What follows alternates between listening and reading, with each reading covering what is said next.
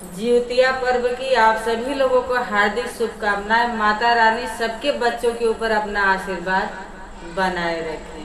कुछ लोग पितृपक्ष का जिउतिया करते हैं, कुछ लोग नवरात्रि का जिउतिया करते हैं। तो एक बहुत सुंदर सा सोहर सुनाने जा रही हूँ। बिलखी बिलखी रोवे तिरियात माता से अरज कर, माता से अरज कर हो। हे माता सबके हो भूखेला जिउतिया हमर गोदिया खाली, हमर गोदिया खाली न हो। हे मैया सबके हो भूखेला जिउतिया हमर गोदिया खाली, हमर गोदिया खाली न हो। केहू के दिलु मैया दुई चारी के हो के 10 5 केहू के 10 5 हो। हे मैया कवन कसुर हम कैली की गोदी मोरा सुन बाट, गोदी मोरा सुन बाट हो।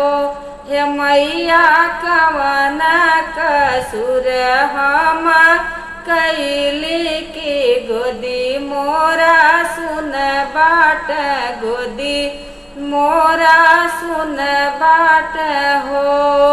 सब सखी भूखेलिन जिउतिया पूजन मिली कर, पूजन मिली करेली हो। हे मैया हम ही बाझिनी ठाढ़ी रोई त बाझिनी लोगवा बोलेला, बाझिन कही बोलावेला हो। हे मैया हम ही बाझिनी ठाढ़ी रोई ले, बाझिन कही बोलावाला, बाझिन सब बोलावाला हो। एतनी बचनी मैया सुनलिनी माथे हथवा फेरेलिनी, माथे हथवा फेरेली हो।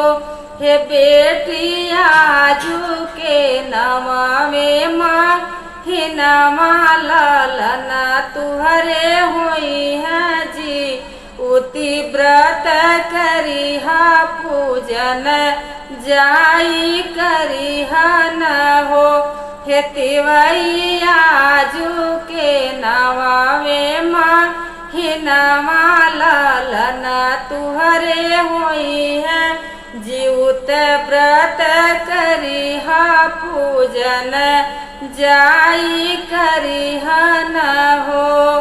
हे तिवई सासु तू हे बेटी कहिबो लई है त दुनिया माई कही है त बेटा के दुलरी है न हो। जय माता दी।